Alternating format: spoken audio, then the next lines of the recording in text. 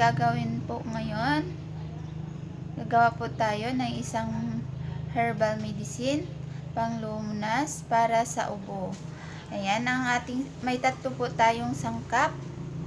Ang ating sangkap po is yung isang kalamansi at isang bottle ng bawang at konting asukal. Ayan. Samahan niyo po ako at ipapakita ko kung paano. Ayan, kailangan lang po natin hiwain ang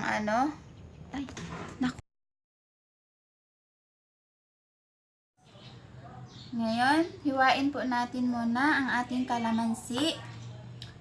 Hiwain po natin ang kalamansi. Malinis na po ito dahil hinugasan ko na. Kailangan hugasan muna natin bago natin Ayan, hiwain, ayan. Pigain natin. Tapos itong itong bawang. Dito po.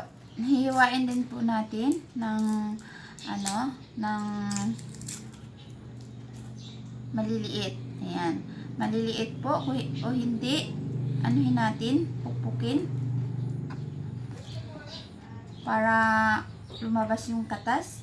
Kaso maliit ang aking kutsilyo, kaya hihiwain ko na lang po. Ayan, ganito lang po. Hiwain lang po ng malilipis, maliliit. Ayan.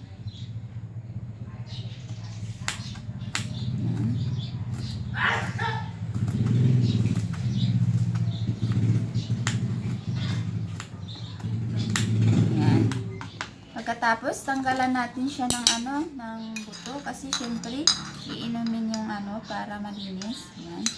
Para lang po ito sa sa bata. Kaya isang piraso lang po. Tapos itong bawang ilagay natin diyan. Ayan. Ibabad po natin. Ayan. Ibabad po natin. Lagyan po natin ng konting-konting asukal.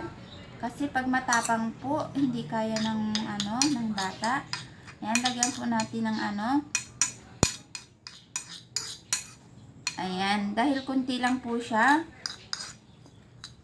anuhan po natin ng konting tubig. Lagyan po natin siya ng konting tubig.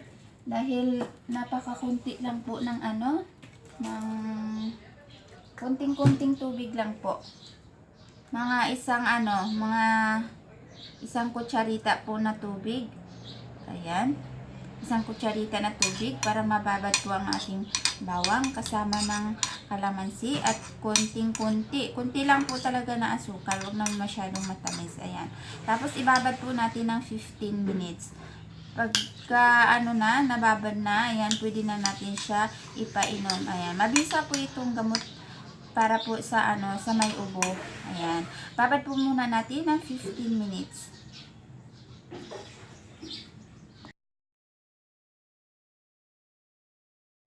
Sa mga matanda po, ayan. Depende po kung gaano karami ang kaya ninyo. Pareho lang din po ang ating gagawin. Maghiwa lang din po tayo ng kalamansi at bawang. Ayan. Sa mga malalaki na po, kailangan pag ilan yung bawang, ay pag ilan yung kalamansi, ayan, dagdagan niyo na lang din po ng bawang, yung katamtaman po para po panglunas po sa ubo. Ayan. Mabisa po siya dahil subo ko na po. Mabisa po panglunas para sa ubo. Ayan. Try nyo din po kung kayo po ay may ubo at hindi magaling-galing. Try nyo po ang herbal na kalamansi with bawang. Ayan. Depende po sa inyo kung gaano kadami. Kayo na lang po bahala. Ayan. Salamat po. Kung nagustuhan nyo ang aking video, huwag kalimutan i-thumbs up at huwag kalimutan i-subscribe at ang bell. Ayan, para lagi po tayong updated sa mga bagong upload. Maraming salamat!